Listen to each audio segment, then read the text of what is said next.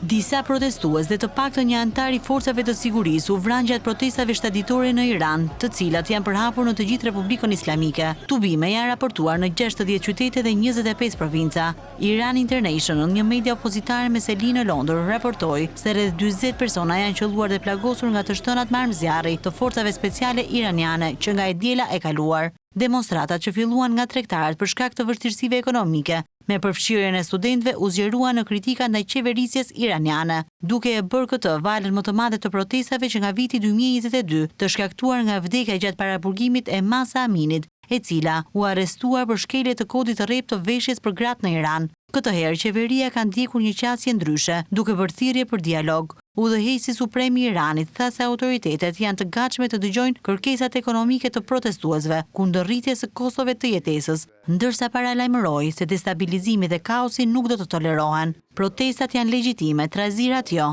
tha Ayatollah Ali Khamenei duke komentuar për herë të parë për shkallëzimin e demonstratave.